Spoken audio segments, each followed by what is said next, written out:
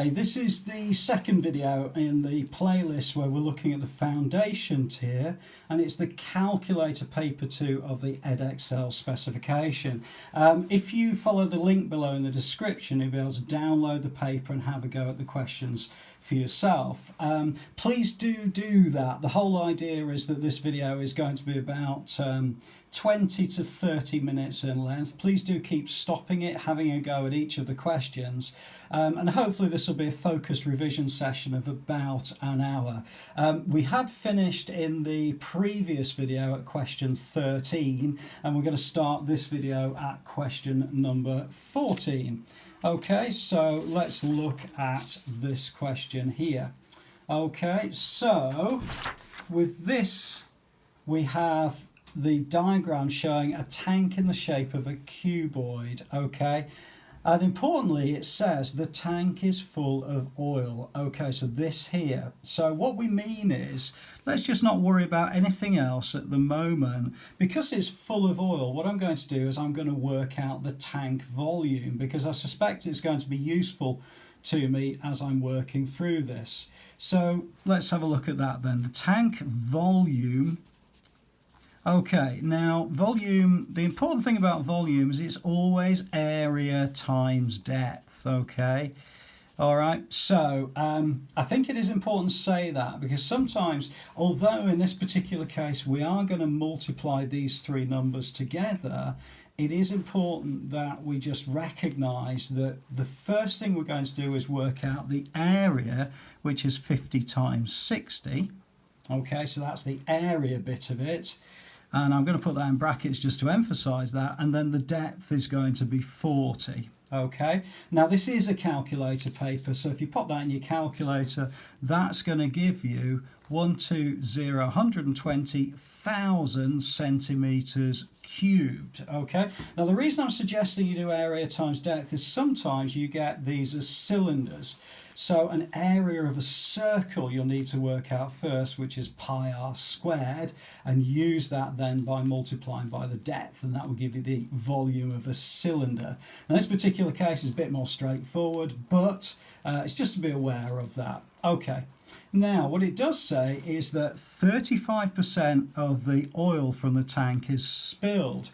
So in other words, if 35% is lost, then it means that there's only 65% left. Okay, so what we're going to do is do 120,000. Now to work out 65% of it, if you like, I could say, well, it's 65 over 100, which is 65%. Okay, but what I'm going to do is, because I'm using a decimal calculator, I'm going to change this by moving the decimal point to the decimal equivalent, which is 0.65. So 120,000 times 0.65 means that what I've actually got is 78,000 centimeters cubed worth of oil. Okay.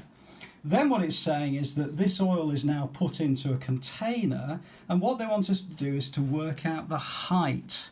Okay, so how much oil is in this container when we filled it up. Okay, so let's just have a look at that. Well, as I mentioned before, we've got to work out volume, but what I'm interested in doing is saying that the container volume, okay, is, as we mentioned before, is going to be area times depth. Okay, but this time, because depth, okay, TH. Okay, so because this time I'm interested in the height here, what I'm going to do is I'm going to use the area of the bottom of the unit, which is 80 times 70, so the bottom of the unit. So imagine, if you like, that I've tipped this container up on its edge, and then I'm going to multiply by this, which I'm going to call the depth. Okay, I hope that's okay. I hope that's clear to you, because I don't know what this depth is going to be, but I do know the area of the bottom, and then I'll multiply it by the depth and I'll work it out. So the area is going to be 80 times 70 multiplied by the depth, which is this height that they want us to find out, okay? And that's going to be equal to the amount of oil which is in the tank, which is 78,000 centimetres squared, okay? Hopefully you can see that all right. So in other words, if I want to work out the depth, what I can do is multiply these two together and I get 5600. That equals 78,000 times depth. So then if I want to work out the depth, what I can do is divide through by 5,600. Now if I do that and I pop that into my calculator, that will give me a depth of 13.92851 centimetres, okay? So it does say give your answer to an appropriate degree of accuracy. So what I'm going to do is I'm going to say, well, that's close enough to 13.9, and that's 1 dp for the centimetres depth. So hopefully, I hope you're okay with what I've done here. This area is the bottom of the container, 80 times 70, and I said, well, it's the depth, which is this height over here, okay? So before I did this area multiplied by this depth, and this time I've done the area at the bottom multiplied by this depth. But essentially it's allowed me then to work out the height or the depth at which the oil will go to. Okay, I hope that's been okay for you. A little bit tricky, that particular one. So let's move on then to question number 15. And in question number 15, we've got a diagram that represents two towns, okay? And what we're saying is that the distance between the towns in centimetres or per centimetre is going to represent 3 kilometres. So if I measure the distance between the two towns, I've got Towie to Worsley, and that looks to me like it's about 7.25 actually, but just for the sake of the video, 7.3 times 3. Okay, so for every centimetre, 7.3 centimetres, it represents 3 kilometres, and that's going to give me 21.9 kilometres. Okay, now the answer to that question then would be 21.9, but I will say that in the mark scheme they will allow for some variation on that, so don't worry too much about the accuracy. Well, you need to worry about the accuracy of the measurement, but providing it's reasonable, then that would be perfectly fine. Okay, let's have a look at question number 16, which is the highest common factor of 24 and 60. Okay, easiest way to do this is by using factor trees. So what we do is we say, what two numbers, when multiplied together, make 24? And that's going to be 2 and 12. Okay, what two numbers multiplied together make 12? Well, I'm going to do 2 and 6. And then 6 is going to be 2 and 3. Now you notice I'm putting circles around each of these. The reason I'm doing that is because they are prime numbers and also factors of 24. They're called the prime factors. Okay, and what it allows me to do is to write 24 equals 2 times 2 times 2 times 3. Now if you pop that into a calculator and just check that I'm telling the truth with that, then please do so, and you'll see that that will work absolutely. Okay, and this is called the product. 24 is shown as the product of the prime factors, and sometimes you'll get questions that deal with that as well. So let's do exactly the same exercise for 60. I'm going to go 2 and 30, and then I'm going to go 2 and 15, and then I'm going to go, now in 15's case I've only got 3 and 5, but lucky for me they are both prime factors. So again, directly underneath right now I can write 2 times 2 times 3 times 5. Okay, so to work out the highest common factor, is the factors which are common to both. Okay, so in this particular case I've got 2 and 2, another 2 and 2, and then a set of 3 there. So to work out the highest common factor, it's 2 times 2 times 3, which equals 12, and that's the answer to this particular question, that the HCF of 60 and 24 is actually 12. Okay, hope that's okay for you and you've been able to work through that example. All right, let's move on then to a very typical kind of calculator type question, where in this particular case they're using soap powder and they're asking you for the best value for money. Well, really the easiest way of doing this is comparing the pence per kilogram. Okay, so if we look at each of those boxes, we get 2 kilograms for actually 189 pence. Okay, we get 5 kilograms for 430p, and we get 9 kilograms for 846p. Okay, so if I wanted to find out the pence per kilogram, with the 189 pence one, that's the first one, I divide by 2. This one I divide by 5, and this one I divide by 9. Okay, now the reason I've done that is it just allows me then to show my working. This one I get 94.5p, this one I get 86p, and this one I get 94p. So actually the best value for money is the middle one, which is the 5 kilogram box is best value. Okay, very typical calculator type question and well worthwhile practicing these sorts of questions. Okay, let's move on then to question number 18. So what we're doing here is we've got a formula and we're being asked in this particular case to find the value of f. Okay, well, to find the value of f, what we're going to do is plug in the value of x and the value of y. Okay, so what we can do, and the easiest way to do this, I think, is to write f equals 5 and put the value of x in this particular case into brackets. So it's 5 times x, where x is 3, so 5 times 3, and then that's plus 2 times minus 2.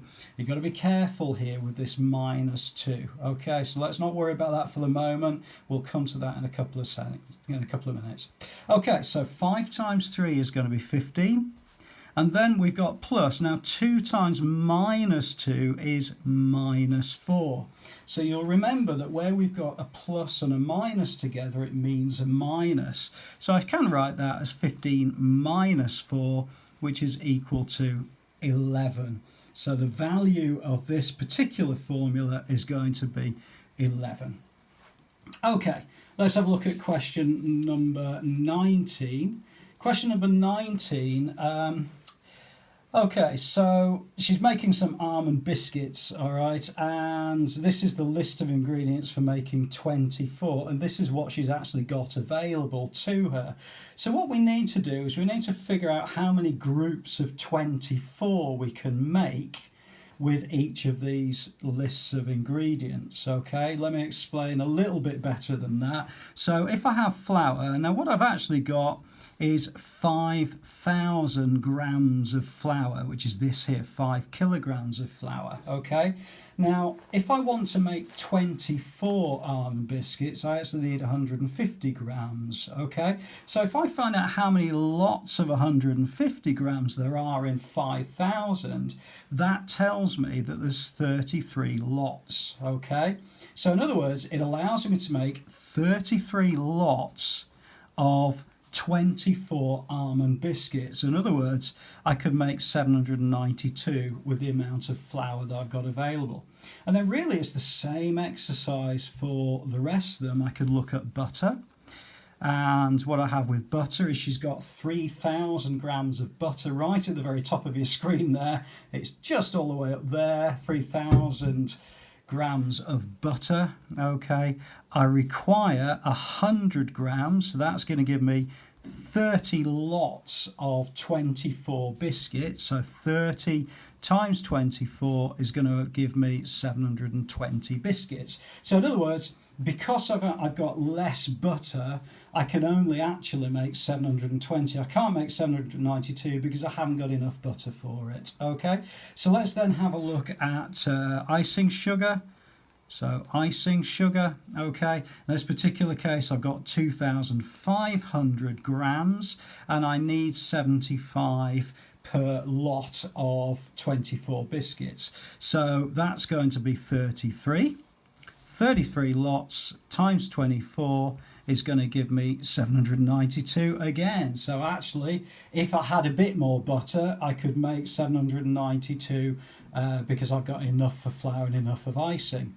Let's have a look and see if I've got enough almonds. So if I look at almonds, okay, well, in this particular case, I've got 320 grams, and then it's 10 grams that I require per 24. Well, actually, that's going to give me 32 lots of 24, and that's going to give me 768. Okay, so in other words, with the ingredients that Jane has got available, she can only make 720 biscuits, although I say only, that's an awful lot of biscuits.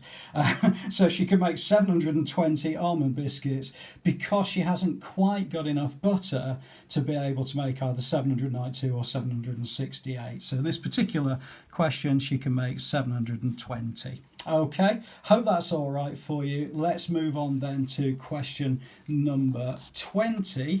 And question number 20 deals with factorising. So this is a fairly typical kind of question, algebra type question that you might get. Okay, so in this particular case, I look for a number that will divide into 3 and into 9, which is going to be 3. Now, unfortunately, there's no letters which are common to both terms.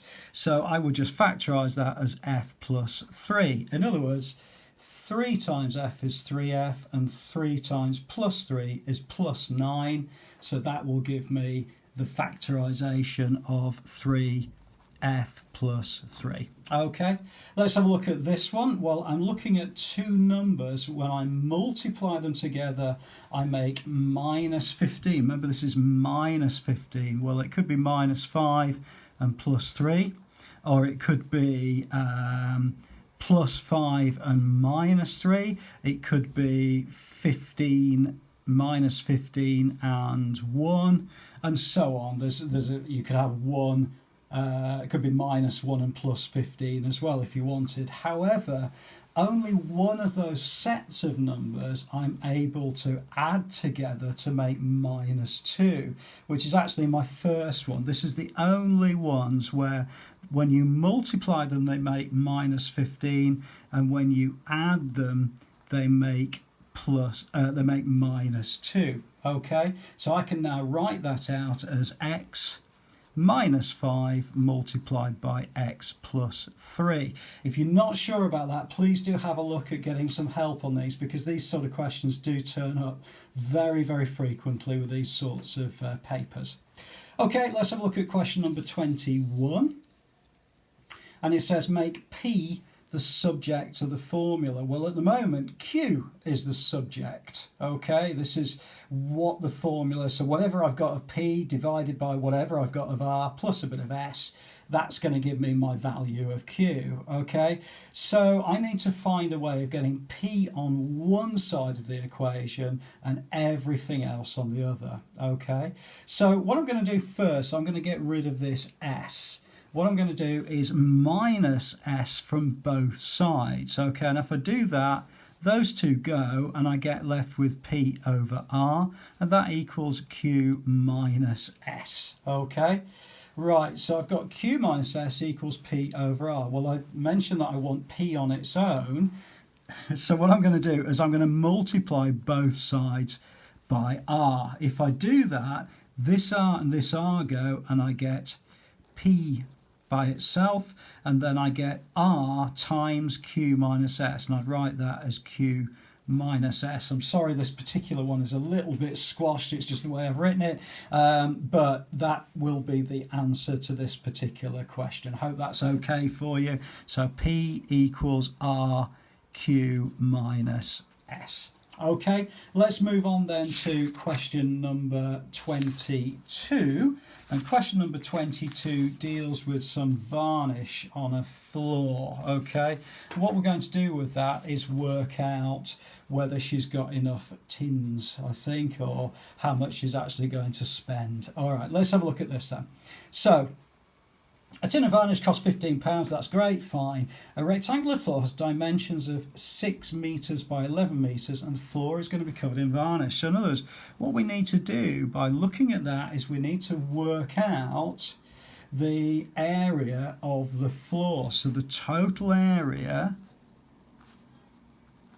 equals 6 times 11, which is 66 metres squared. So in other words, that's the amount of floor area that she needs to cover. Okay, now it does tell you that each tin will cover an area of 12 metres squared. So I need to know how many tins I've got to buy. Well, it's how many lots of 12 are there in 66. Okay, so the number of tins, okay, is going to be equal to 66 divided by 12. And if I work that out, I'm going to get 5.5. So in other words, 5.5 tins of varnish. Okay, well, you can't buy half a tin of varnish. You've actually got to buy 6. So therefore, the total the total is going to be 6 tins multiplied by the cost each, which is £15, which it tells you right at the very beginning here. Tin of varnish costs £15. So 6 times 15 is going to be equal to £90. Okay, so the cost to varnish this particular floor is going to be £90. Okay. Then what happens is that part B, it says she finds that the varnish covers less than 12 metres. How might this affect it? Well, she's going to have to buy more tins if it covers less. So she would need more tins,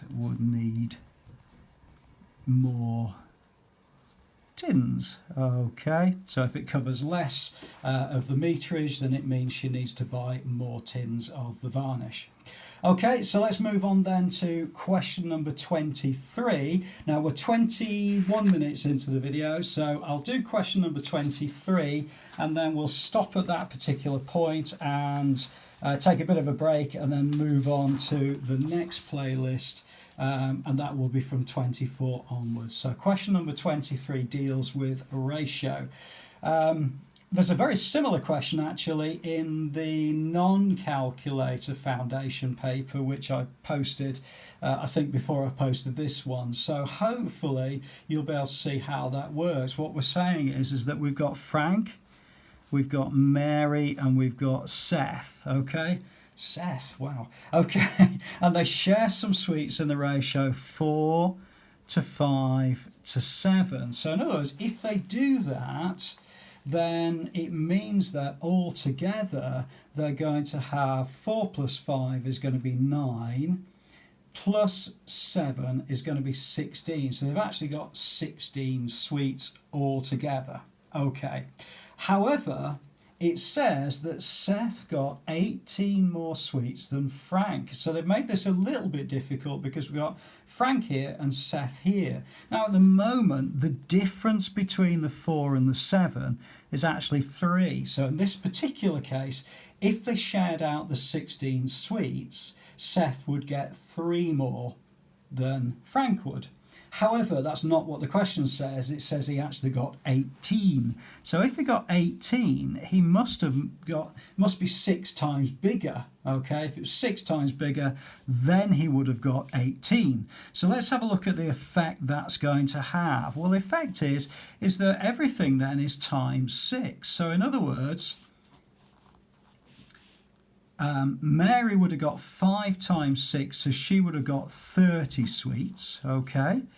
Frank would have got 4 times 6, which is 24 sweets, and Seth would have got 7 times 6, which is 42 sweets, okay?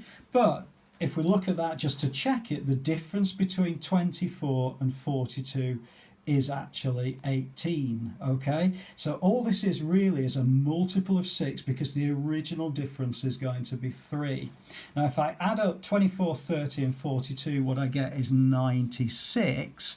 So rather than having 16 sweets, okay, they've actually got 96 suites that they've shared out. So the answer to this particular question would be 96 suites. Okay, that was question 23. I hope that's been helpful to you.